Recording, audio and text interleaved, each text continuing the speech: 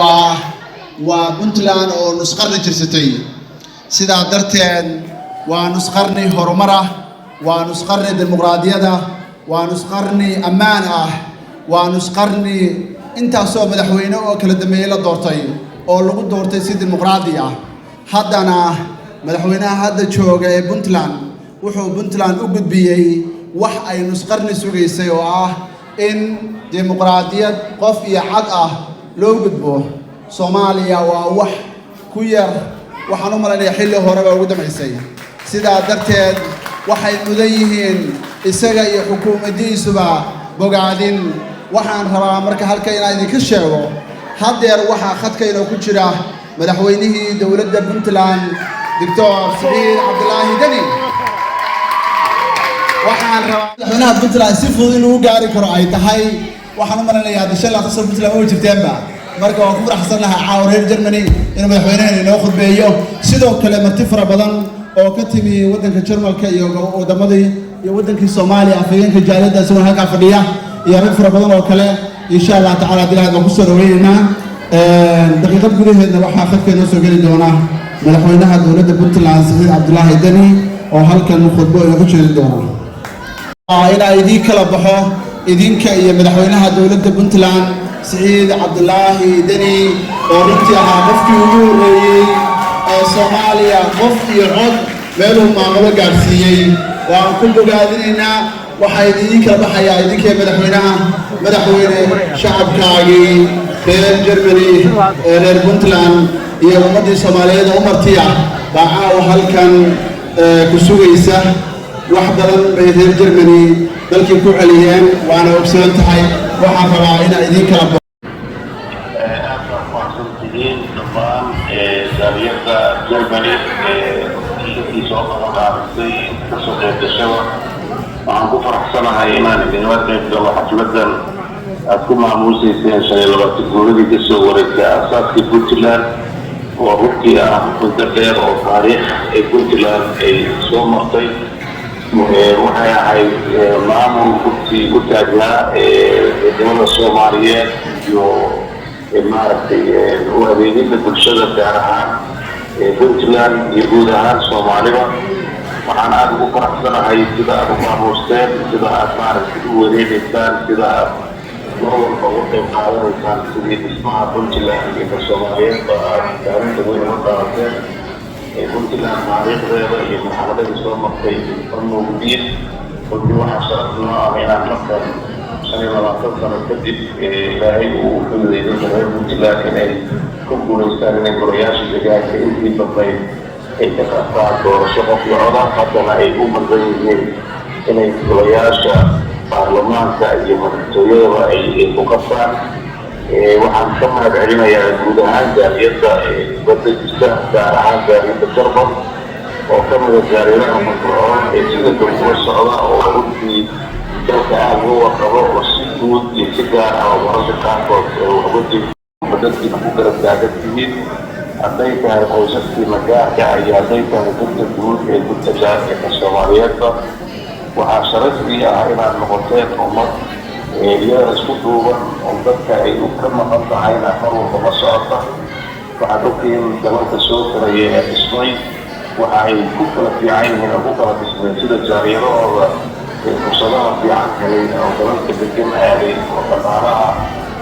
runtii aan buuxlayna joogtada haystay iyo aqoonta iyo waayaxnimada sida ay u dhiseen dalalka ay ka yimaadeen Germany waxa ay runtii garab istaagtay guud ahaan midnimada Soomaaliya dadkeeda waxaan si gaar ah iga mahadcelinayaa jaaliyadiina firfircoon sida aad u qayb qaadateen arrimaha SST iyo arrinta ku saabsan la saaro taariikhda weyn aad ka qaadateen iyo sida aad ugu gurbateen howlaha ka socda afiyaatinba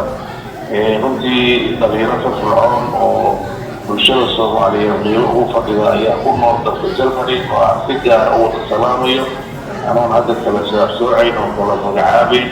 waxaan idin rajaynayaa guud waxaan ku kaljaweynahay taageeradiina waxaan idin rajaynayaa inaad gacan laga siin doontaan arrimaha guud ee dalka Soomaaliya kuwa gaar ahaan Puntland oo ugu muhiimsan arrinta la saaro iyo arrimaha doorashooyinka ee qofkii codka ee soo socda وعيدرس البلشرة يستاذ يودسك حاجة تغالها يفتدي ما وعن سجارة بجسر الدعام إذن يوض الثاني أنا الذي يقراودي لشوف التوسيق الكتابي وجاء الله توقف فأنا بأعمى إذن تقالي يأتي أعلى الدين وعيبا marka idinka waxaan jeerayaa suuqa ku qorshino darakara qorgoweye dama duwar maqaatiir kaliya baaqi karta oo wixii la rabo qabsan inaad u maaragtay isku xirnaan iyo isku duubni ugu gudubtaan caqabadaha soo wajah bulshada aan loo sheegin lagu si wanaagsan oo loolaan oo isdhexgal wanaagsan oo idinkuna horumar ku sameeyaan sumcadda dadkiina aad ugu qaadayaan ka shaqeeyaan aad baad mahadsantiin هذا هو الأحسن هذا الحديث عن طريق الناس ورسول الله والسلام عليكم ورحمة الله وبركاته. هلا مدحوينها حتى ما سنتهاي أنا ولا عادي أنا فرق سنتهاي مدحوينها كلها همها لوس عبيو. مدحوين حتى ما تهاي حبيت تقوى على واحدنا. هالكاس وحنا يا جماعة وحكوا فرحتين إلى توصل مقشان codkii madaxweynaha oo idinku hambaliyay sanad guurada 25aad ee ka soo wareegtay markii la aasaasay dawladdeena Puntland ee runtii hormuud u ah Soomaaliya inteeda kale waxaan rabaa si aan munaasabada u sii amaqaano insha Allah marna waxay idin soo gali doonaa fanaaniintii oo caawa halkan lagu baashaari doono lagu farxi doono lagu dabaaldegi doono waxaas oo dhan waxaan u sameeynaa waxa weeye waa waxay Puntland u qalanto dadkeedu inay farxaan inay dareemaan ربع قرني هرمرة إن دريمان ربع قرني فرحلة إن دريمان قفك شري لا تنجيل كاهي إنه كل شيء ميل نبضة كوكوري ميل نبضة وحكبرت ميل نبضة عافمات كهلا ميل نبضة وحنا قارسيي ملاحظي إن سوه قامسي وقول يا الله ونحرسته مدحوين عبد الله يوسف أحمد وكحيجي مدحوين محمد عبد حاشي أو كسي حجي مدحوين عدام موسى حرسي الله نحرس الله أو كسي حجي حرم الله مدحوين عبد الرحمن محمد محمود فرالة أو كسي حجي بروفيسور عبد الولي علي قاس وقدمينتي أنا وجوه أبها ديمقراطية بنتلان سعيد عبد الله دني intaasoo dhan oo kala dambeysay nin wala meel buu soo gaarsiiyay sida darteed kuwa ka dambeysana waa ka si fiicanahay Puntland intii dadka dheer tahay waxa weeye hoggaanka ay haysato waxaan u rajaynaynaa intaas in ka badan sidoo kale bulshada Soomaaliyeed meel walba ay joogaana nabad horumar iyo wanaag afayeenka jaaliyadda iyo gudoomiyaha isaga oo markaa nooga yimi wadankii fursaddaasna na siiyay inaan madaxweynaha maanta codkiisa aan maqalno noo soo hirgeliyay isagoo waddanka noogu maqnaa isagana waa ku soo dhaweynayaa gudoomiye maxamed ku soo dhawow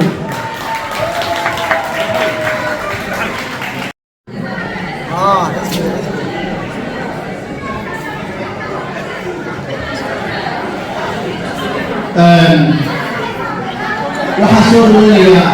ogaar محمد خليفة عاوي وكي من دلكي بيب كان أحيانا هاي هذا واحد من يسوي حزبي ورسد متاجرها مركا ويو هذه ذاك لو قال يا مدلكي نو كاني waxa uuna madaxweynihi inoo ku geeyay fariin adag oo isla muhiim bay noota ka hor dhici mayo laakiin madaxweynihi wuxuu yiri madaxweyne dalkii dimuqraadiyad baa gaarsiisay hadana uu Jarmalka oo joogna ka codayno Soomaaliya afnaa rabnaa Turkigu halkan waa ka codayaan isaga idin kala baxaya dhammaantii waan isalaamay magacayga waa Maxamed Khaliif aniistana waxa la ugaar waxaan ka yimid wadankii waxaan inaga sidaa dawladii iyo dadkiiba waxaan inaga wada warbixin wanaagsan waxaan la kulmay ururo kala duwan bulshada noocyada kala duwan waxaan ka wada hadalnay waxa wadanka ka socda wanaagaha waxaan وزارة بدنا صومرة دمان توب وحنا ضلك واحد كسر ذي واحد ونكسر واحد لا يسقط الديمقراطية يدورشوا تنقومي هي مثل جيلي وطنكي وعن الدنيا كوا على الله يو جاليدها وحياة in aynu helno codkeenna innaga oo joogna meesha aynu Yurub iyo EU-da inaynu isdooranno oo waddankii doorashada ka socota haddaanu reer Puntland in aynu ka qayb galno qof kasta asagoo jooga meeshiisa uu qodayn karo taasaan dowladda u geynay. kabtanku hadal yaqaan keliya maahe waa nin aad u qadiyad badan waa nin aan saaxiibkaya sidoo kalena waxa uu nagu leeyahay haddaan nahay hay'adda seeko abaal weyn waxaan xasuustaa tartama waxaan la galnay 274 hay'adood kabtanka la hada waxaynu kabtan cod baan u baahanaa codka u baahantiin inteeda yahay weyn waxaan ku yiri kun baa u baahanaa wuxuu yiri kun kaliya gaarnay 40 kun oo cod waligeed ma dhicin in intaa leeg in lagu guuleysto ninka waxa ayaabka lahaa wuxuu ahaa waxaan la hadlay xafiiska ra'iisul wasaaraha Soomaaliya dalku meesha uu gaaro waxaan leeyahay kabtan ku soo dhaw dadka ay ku jecel ku sugu waayay hadda wax badan baad video iyo camera kala soo hadashay caawa live bismillaahi raxmaani raxiim waa in salaam markoobaad gabdho qurux badan wiilal qurux badan iyo xalfad qurux badan iyo 1 August oo ayana kala sii qurux badan sanad guro waxa ma ilaahay war sanad guro waxa ma tahay war Puntland dimuqraadiyad ma tahay Puntland horumar ay ma tahay hooyadii federaalka ma tahay ilaahay na guuleeyo inta kale oo walaalaheena Soomaaliyeedna Allah garabista meedaa weelisa hadalku isaga tagin martidana waa salaamaya reer Puntland waa salaamaya walaalkay xogaa igu fogaado yiri waabu hay'adda seeko aan qabtay wuxuu yiri hay'adda kale markaas waxaa yiri ana kiciyay yide wuxuu yiri qaabkee waxaa yiri reer waxa ka dhashay tiro badan reer waxa ka dhashay daaroodiya reer waxa ka dhashay kabla xaliya reer waxa ka dhashay artiliyaade hay'adda kale suuqada Soomaaliyeed ku xunaay Soomaaliyeed bay hay'adda ku dhisantahay ku war Soomaali soo noole waa khayr Allah ku sii in xaafadiisa naashnaashtada xaafada kala wax tari kare haddii alla ku rooyay xaafadeedii moodra baash faraga qaaday marka la raadinay shaqo qol cadoomayay ku codofna bahla mid u gaadhay hal maalin bay qaatay 40 kun oo cod oo daarooda qoday xaraday waxa weeliyay waa in cayl jabartii iyo xawaan labada reer ma weeliyay la isbaxay intaasna waa kabtan waa insalaamaya martida sharafta leh gabdhaha quruxda badan jarbalaad maxaa laga warqabaayo hadda gabdha quruxda baa yimid waaga hore waxaan garanayaa 2017 jarmalo hal gabar haddii la arko ay noqoto xalfadaasi gabar baa jirta loo dhiyaa garanayna marka laakiin maanta waa ka bedelan tahay farxad waqtiga lagu qaataan leeyahay fanaaniintii waa marka noo imaanaya insha Allah idinka waa idin salaamaya waxba yaana hadalka idinku sii badin waxaan leeyahay happy birthday baan leeyahay Puntland qurux badan baan leeyahay Soomaali qurux badan baan ina deeqda Puntland dimuqraadiyad ayna deeqda Puntland oo Soomaali ku doyato ayana inta ka sii hana qaada ayaana deeqda waa salaamaya hay'adda seeko maxaad saaxiibkay Maxamed waqti badan galiyay xalfada quruxda badan sanad kasta u taagan inuu talo kala qabto ama bulshadiisa hadii la gureeyo reer Puntland iyo bulshada Soomaaliyeed bay kala dabal degaan waxaan kale la garab galo shaqada bal haysa waa ku soo wareynaa gobolada reer baa gobolada kale ku baaqaadeen maana oo 16 gobol jabal laga kala yimaado waxa kalifaya waa dadnimadaada iyo in lagu ogyahay in lagu soo wareeg karo ummadana isu keeni kadib halka ka sii wad baan leeyahay nin kasta wax garax nin kasta hadii la ku rooyahay reer Puntland waxaan leeyahay dhinacaaga qaba hawsha oo cidna ku hadlay waxaan kaga faa'iideysanayaa oo kale SSC oo goboladeeniya waa ogtii waxa ka jira dagaal baa ka jira dhulku ayaga la ku haystaa dhiig baa daadanaya hooyaa ka haysa intaas bana laabta ku ogaataan oo aad garab istaagtaan walaalihiin taasna waa waajibay saaran